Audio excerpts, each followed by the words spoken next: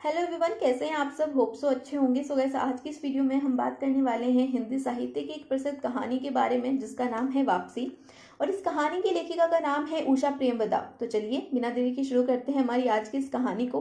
तो कहानी की शुरुआत होती है गजाधर बाबू से, जो रेलवे में नौकरी किया करते थे। जब कभी कभार अपने घर आते तो बच्चे बीवी उनकी आवभगत में लग जाते थे। कहने को तो गजाधर बाबू एक सक्सेसफुल आदमी थे। शहर में अपना खुद का घर था, कुछ छोटे छोटे स्टेशन पर रहा करते थे, लेकिन बीवी बच्चों को शहर में रखा हुआ था ताकि बच्चे अच्छे स्कूलों में पढ़ सके। बड़े बेटे अमर की शादी कर दी थी, बड़ी बेटी कांता को भी बिहा दिया था। दो बच्चे अभी छोटे थे और अभी पढ़ाई कर रहे थे। आज गजाधर बाबू रेलवे की नौकरी से रिटायर होने वाले थे। गजाधर बाबू की खुशी का तो आज कोई ठिकाना ही नहीं था। और खुश क्यों ना हो भला। 35 साल की नौकरी करने के बाद में आज अपने घर जाने वाले थे। सोचा था घर जाते ही सम्मान होगा, बीवी बच्चे आओ भगत में लग जाएंगे। ये सोचते सोचते गजाधर बाबू अपने घर आ जाते हैं। तो गजाधर बाबू जैसे ही अपने घर में घुसते हैं तो उनके बच्चों की आवाज उनके कानों में जाती है। बच्चों की आवाज सुनते ही गजाधर बाबू बहुत खुश होते हैं। तो अब गजाधर बाबू जैसे ही घर में देखते हैं तो उनका छोटा बेटा नरेंद्र, जो कि शायद कोई फिल्म देख करके आया होगा, उस फिल्म की एक्टिंग करके सबको दिखा रहा था। छोटी बेटी बसंती चाय बना रही थी। बड़े बेटे अमर की बहू अपने देवर की एक्टिंग देख करके खुश हो रही थी। हर तरफ खुशी का माहौल था। किसी को होश ही नहीं था कि गजाधर बाबू घर में आ गए हैं। अब गजाधर बाबू अपनी टोपी उतारते हैं, जूतों को चारपाई के नीचे सरका देते हैं और खड़े होकर के अपने बच्चों को देखने लग जाते हैं कि तभी नरेंद्र का ध्यान अपने पिता पर जाता है और वो चुपचाप बैठ के चाय पीने लगता है। अमर की बहू भी अपने पल्लू को सिर पर रख करके कमरे में भाग जाती है। बेटी बसंती अभी भी अपनी हंसी को रोकने की कोशिश में लगी हुई थी कि तभी गजाधर बाबू नरेंद्र से बोलते हैं, और नरिया किस फिल्म की एक्टिंग चल रही थी भाई। नरेंद्र कहता है, कुछ नहीं कुछ नहीं बाबूजी, वो तो बस ऐसे ही। ऐसा कहकर के नरेंद्र अपनी चाय का अंतिम घुट पी करके निकल लेता है। दूसरी तरफ बसंती चाय का प्याला बाबूजी के हाथ में थमा देती है। बाबूजी जैसे ही चाय पीते हैं तो चाय एकदम फीकी। फिर वो बसंती से पूछते हैं कि तुम्हारी माँ कहाँ पर है। तो बसंती बताती है कि माँ पूजा करने गई है, थोड़ी देर में आती ही होगी। ऐसा कहकर के बसंती भी रफुचक्कर हो जाती है। अब हमारे गजाधर बाबू अकेले बैठक में बैठे हुए थे और अपनी चाय पी रहे थे और सोच रहे थे कि मेरे आने से पहले घर में कितना खुशी का माहौल था। सारे बच्चे साथ में बैठ करके हंसी मजाक कर रहे थे और मेरे आने के बाद में देखो, मानो कि इनको सांप सूंघ गया हो, कोई भी मेरे आसपास नहीं भटक रहा। ऐसा सोचते हुए वो चाय पी रहे थे। अब भाई, इसे ही तो कहते हैं बड़ों का सम्मान, बोले तो रिस्पेक्ट। लेकिन इतनी नहीं चाहिए होती भाई। बड़े भी चाहते हैं कि उनके बच्चे उनके पास में बैठें, उनके साथ हंसी मजाक करें, वो भी अपने बच्चों के साथ मजाक मस्ती करें, लेकिन हम हैं कि समझते ही नहीं हैं। अब हम बच्चों को कौन ही समझाए भला कि हर समय बड़ों से डरते नहीं रहना चाहिए। इतनी रिस्पेक्ट नहीं दो कि बड़े सोचें कि उनका कोई घर में मतलब ही नहीं है। चलो, अब कर भी क्या सकते हैं। अरे दीदी, क्या बार बार इमोशंस में बह जाती हो। चलो फटाफट से आगे की कहानी सुनाओ। अरे छोटी, सुनाती हूँ, इतनी भी क्या जल्दी है भाई। तो चलिए अब आपको आगे की कहानी सुना देती हूँ। तो कहानी में आगे होता ऐसे है कि गजाधर बाबू अपनी बैठक में बैठे हुए थे कि तभी उनकी पत्नी वहां पर आती है और गजाधर बाबू से पूछती है, अरे आ गए आप। तो गजाधर बाबू बोलते हैं, हाँ भाग्यवान, आ गया। फिर वो पूछती है कि अरे आप अकेले बैठे हुए हैं, बाकी लोग कहाँ गए। तो गजाधर बाबू बोलते हैं कि सब बच्चे अपने अपने काम में लग गए, उन्हें छोड़ो, तुम बताओ तुम कैसी हो। तो वो बोलती है, मैं अच्छी हूँ। कि तभी उसे गजाधर बाबू के पास में जूठे बर्तन दिखते हैं और वो चिल्लाने लग जाती है। बोलती है, अरे सारे के सारे नौकर कहाँ पे मर गए, किसी को दिख नहीं रहा है, यहाँ पर जूठे बर्तन पड़े हुए हैं, सारा दिन पता नहीं क्या करते रहते हैं, किसी को अपनी जिम्मेदारी का कोई एहसास ही नहीं है। अब एक बूढ़ी औरत क्या क्या करे भला, पहले पूजा पाठ करके आए फिर इन सब चीजों को देखे। ऐसा कहते हुए वो सभी बर्तनों के ऊपर लपकती है और फटाफट से उनको रसोई घर में रखने चली जाती है। फिर रसोई घर से आते समय एक चटाई लेकर के आती है और उसे गजाधर बाबू की चारपाई के पास में बिठा करके बैठ जाती है। अब गजाधर बाबू के साथ में उनकी पत्नी बातें कर रही थी। वो बोलती है कि अरे देखिए कितनी बूढ़ी हो गई हूं मैं, इनको कोई फर्क ही नहीं पड़ता, कोई भी मेरे काम में हाथ नहीं बटाता, सारे दिन पता नहीं क्या क्या करते रहते हैं, किसी को भी अपनी जिम्मेदारी का कोई एहसास नहीं है। अब मैं सारा दिन क्या क्या करूं भला, एक अकेली जान हूं, सारा दिन पूरे घर को संभालती हूँ। तो गजाधर बाबू अपनी पत्नी से बोलते हैं, अरे सारा काम तुम क्यों करती हो भला, तुम्हारी बेटी और बहू क्या करती हैं, बसंती और बहू क्या करती रहती हैं सारा दिन। तो वो बोलती है, ये करेंगी काम, सारा दिन न जाने क्या क्या करती रहती हैं, सारा दिन मेरे छाती पर बैठ करके मूंग धरती हैं। तो गजेंद्र बाबू अपनी बेटी से बोलते हैं, अरे बसंती, अपनी माँ का ध्यान रखा करो भाई, काम में हाथ बटाया करो, तुम और बहू क्या करती रहती हो सारा दिन, भाभी और तुम मिलकर के या पूरे घर की जिम्मेदारी ले लो। तो बसंती मुंह फेर करके भाग जाती है। फिर गजेंद्र बाबू अपनी पत्नी के साथ बातें कर रहे होते हैं तो पत्नी बताती है कि बसंती तो अब कॉलेज जाती है। और कॉलेज क्या जाती है भाई, कॉलेज के नाम पर शीला के घर पे बैठी रहती है। मैं कितनी बार बोला है वहां पर बड़े बड़े लड़के होते हैं, मत जाया कर, लेकिन सुनती ही नहीं है। और दूसरी तरफ आपकी बहू इतनी संस्कारी है कि कमरे से बाहर नहीं निकलती। उसे तो पता ही नहीं होता कि दिन कब होता है और रात कब होती है। सारा दिन अपने कमरे में बैठ करके बातें करती रहती है। न जाने कौन सी ऐसी करमजली सहेलियां हैं जिनके साथ सारा दिन लगी रहती है।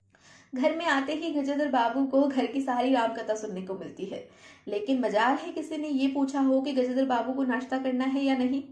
इस समय गजेंद्र बाबू बेचारे अपने स्टेशन को याद कर रहे थे और अपने नौकर गणेशी को याद करते हुए बोलते हैं कि गणेशी बेचारा कितना अच्छा था।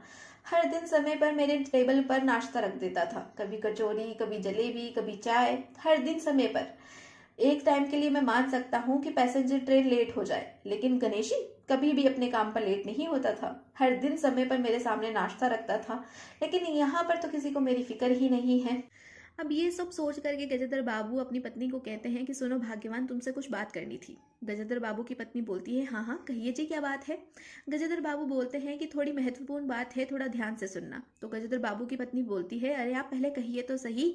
तो गजेंद्र बाबू कहते हैं कि सुनो भाग्यवान, पहले मैं नौकरी किया करता था, सैलरी भी अच्छी खासी थी, खर्च का कोई दिक्कत नहीं थी, घर खर्च आराम से चल जाया करता था। लेकिन अब मैं रिटायर हो गया हूँ, पेंशन के सहारे हूँ और पूरा घर खर्च पेंशन के ऊपर है। तब थोड़ा देखभाल के सोच समझ के खर्चा करना। तो जैसे ही गजेंद्र बाबू की पत्नी खर्चे की बात सुनती है वो आग बबूला हो जाती है। बोलती है कि पूरी जवानी मैंने इस घर में झोंक दी, आपके बच्चों को पालती पालती अपनी जवानी को भूल गई, और अब जब मेरे खाने पीने के ओढ़ने के दिन आए तो आप बोल रहे हैं कि पैसे नहीं हैं, ऐसा कैसे चलेगा। ऐसा कहकर के पत्नी गजेंद्र बाबू को ताने देने लग जाती है। गजेंद्र बाबू बेचारे चुपचाप से लेट जाते हैं और सोचने लगते हैं कि 35 साल मैंने इस घर में निकाल दिए, 35 साल जॉब करता रहा, सोचा था घर में आकर के सम्मान मिलेगा, बच्चे बीवी मेरे आसपास घूमा करेंगे, लेकिन यहाँ पर सम्मान तो दूर की बात है, रहने को एक कमरा भी नहीं है मेरे पास। इतना बड़ा घर बनवाया था कि बुढ़ापा अच्छे से कटेगा, लेकिन देखो अब मेरा कमरा भी नहीं है मेरे पास में। चारपाई भी मेरी बैठक में लगा दी है, जैसे रहना है वैसे रहो, जैसे सोना है वैसे सो, किसी को कोई फर्क नहीं पड़ता। ये सब सोच करके गजेंद्र बाबू अपनी पत्नी की तरफ से पीठ घेर करके सो जाते हैं। दूसरे दिन जब वो उठते हैं तो वो देखते हैं कि बसंती जो उनकी बेटी थी वो बड़ा तैयार होकर के कहीं जा रही थी। वो बसंती से पूछते हैं कि तुम कहाँ जा रही हो, तो वो बोलती है कि शीला के घर जा रही हूँ। तो शीला का नाम सुनते ही गजेंद्र बाबू गुस्सा हो जाते हैं और बोलते हैं कहीं जाने की जरूरत नहीं है, चुपचाप जाकर के अपने कमरे में पढ़ाई करो, कहीं पर भी जाने की जरूरत नहीं है। तो बसंती थोड़ी देर इधर उधर देखती है, फिर चुपचाप से निकल लेती है और शीला के घर चली जाती है। शाम को बढ़िया घूम फिर करके वापस आती है। तो गजेंद्र बाबू अपनी पत्नी से कहते हैं कि बेटी अब बड़ी हो गई है, अब इसकी शादी कर देनी चाहिए। ऐसा कहकर के बात निपट जाती है। दूसरे दिन गजेंद्र बाबू सोचते हैं कि छोटा सा तो घर है, नौकर की क्या ही जरूरत है, 3 लोग हैं घर में काम करने के लिए, घर का काम तो यूं ही संभल जाएगा। ऐसा कर करके वो नौकर को निकाल देते हैं, उसका सारा हिसाब कर देते हैं, नौकर की छुट्टी हो जाती है। अब घर में घुसते ही गजेंद्र बाबू का बड़ा बेटा अमर नौकर को बुलाता है। नौकर के नहीं आने पर बोलता है कि नौकर कहाँ पर गया। अमर का चिल्लाना सुनकर के अमर की पत्नी वहां पर आती है और बताती है कि बाबूजी ने घर के नौकर को घर से निकाल दिया है। बाबूजी का कहना है कि छोटा सा तो घर है, फिर नौकर रखने की क्या जरूरत है, वैसे भी घर में इतने सारे लोग हैं, घर का काम तो ऐसे ही हो जाएगा, फिर नौकर का खर्चा क्यों उठाना। ये बात सुनकर के नरेंद्र अपनी भाभी से बोलता है अरे भाभी, तो क्या अब आटा चक्की पर आटा पिसाने में जाऊंगा, वो भी साइकिल के ऊपर। फिर बसंती बोलती है कि क्या आप घर का झाड़ू पोछा मैं करूंगी, और फिर मैं घर का झाड़ू पोछा करूंगी तो कॉलेज जाने के लिए लेट नहीं हो जाऊंगी। फिर अमर बोलता है कि घर के बड़े बुजुर्गों को घर की बातों में ज्यादा ध्यान नहीं देना चाहिए, ज्यादा अपनी टांग नहीं अड़ानी चाहिए, समय आने पर ये सब चीजें, ये सब जिम्मेदारियां छोड़ देनी चाहिए। वैसे भी अब तो राम का नाम जपने की उम्र आ गई है, अब फालतू की बातों में क्यों ध्यान देते हैं। ये बात सुनकर के मानो गजेंद्र बाबू के सीने पर किसी ने छुरी घोंप दी हो। वो चुपचाप से सुन होकर के बैठ जाते हैं। फिर वो चुपचाप से अपनी चारपाई पर लेट जाते हैं और सो जाते हैं। दूसरे दिन जब गजेंद्र बाबू अपनी मॉर्निंग वॉक करके आते हैं तो वो क्या देखते हैं कि उनकी चारपाई वहां से हटा दी गई है और चारपाई को एक कमरे में लगा दिया गया है जहां पर किसी का आना जाना नहीं है। अब गजेंद्र बाबू पहले से थके हुए तो थे ही सही, वो सोचते हैं कि चलो थोड़ी देर सो जाता हूँ। तो गजेंद्र बाबू जैसे ही चारपाई पर लेटते हैं उन्हें अपने बेटे अमर की आवाज आती है। अमर अपनी माँ से कह रहा था कि अब मुझे अलग होना है, अब मैं इस घर में ज्यादा नहीं रह सकता। ये बात सुनकर के गजेंद्र बाबू को शौक लगता है। फिर वो अपनी पत्नी से पूछते हैं कि क्या मेरे आने से पहले भी ये सब बातें होती थी। तो गजेंद्र बाबू की पत्नी बोलती है कि नहीं, पहले तो ऐसा कुछ नहीं था, पहले तो सब हंसी खुशी रह रहे थे। ये बात सुनकर के गजेंद्र बाबू एक निर्णय ले लेते हैं। कि आज से वो कभी भी घर के मामलों में दखल नहीं देंगे, चुपचाप से अपना काम करेंगे, जिसको जैसे रहना है, जिसको जैसे करना है वैसे करें, उन्हें कोई फर्क नहीं पड़ता। ये बात सोच करके वो अपने मुंह पे चुप्पी साध लेते हैं। थोड़े दिन ऐसे रहने के बाद में वो देखते हैं कि घर का माहौल सुधर गया है, हर एक इंसान हंसी खुशी रह रहा है। फिर वो अपनी पत्नी और बच्चों को बुला करके कहते हैं कि मेरी नौकरी मिल में लग गई है और वो मिल थोड़ी यहाँ से दूर है, तो मैं वहाँ पर जा रहा हूँ। ये बात सुनकर के बीवी और बच्चे दोनों खुश हो जाते हैं। तो गजाधर बाबू जो है थोड़े से परेशान होते हैं, लेकिन जब वो देखते हैं कि उनका परिवार खुश है तो वो कुछ नहीं कहते। अब पूरा का पूरा परिवार गजाधर बाबू की पैकिंग कर रहा था। नरेंद्र भी फटाफट से जाकर के ऑटो बुला लाता है। फिर गजाधर बाबू का सारा सामान ऑटो में चढ़ा दिया जाता है। गजाधर बाबू भी जो है ऑटो में बैठ जाते हैं। गजेंद्र बाबू के हाथ में एक मठरी का डब्बा थमा दिया जाता है। गजेंद्र बाबू डब्बे को पकड़ करके अपने परिवार को देख रहे थे। परिवार का हर एक इंसान खुश था, तो गजेंद्र बाबू अपना मुंह दूसरी तरफ फेर लेते हैं और चले जाते हैं। अब यहाँ पर दूसरी तरफ अमर की पत्नी अमर से कहती है, अजी सुनते हो, मुझे मूवी देखने जाना है, चलो दिखा के लाओगे ना? तो अमर बोलता है, हाँ हाँ दिखा दूंगा। तो उधर उसकी बहन बोलती है कि नहीं नहीं भैया, मैं भी जाऊंगी आपके साथ में। फिर नरेंद्र बोलता है, हाँ हाँ भैया, मेरी भी टिकट करवा लेना, मैं भी आपके साथ मूवी देखने जाऊंगा। फिर अमर की माँ अमर से बोलती है कि चलो बेटा चलो, वो जो चारपाई पापा की वहां पर आपने लगाई थी ना कमरे में, वहां पर से निकाल देते हैं। वैसे भी कमरे में घूमने फिरने की भी जगह नहीं है, चारपाई रखने की तो जरूरत ही क्या है, अब तो तुम्हारे पिता जा ही चुके हैं। तो यहाँ पर आपकी जो स्टोरी है वो भी कंप्लीट हो जाती है। होप सो आपको मेरा एक्सप्लेनेशन, मेरा नरेशन अच्छा लगा होगा। अगर वीडियो अच्छी लगी है तो वीडियो को लाइक करना, चैनल को सब्सक्राइब करना बिल्कुल भी मत भूलना। और अगर आप किसी और कविता का या फिर किसी और कहानी का एक्सप्लेनेशन देखना चाहते हैं मेरी आवाज़ में, तो आप मुझे कॉमेंट सेक्शन में उस कहानी का नाम भी कॉमेंट कर सकते हैं। तो मिलते हैं नेक्स्ट वीडियो में, तब तक के लिए बाय बाय, टेक केयर।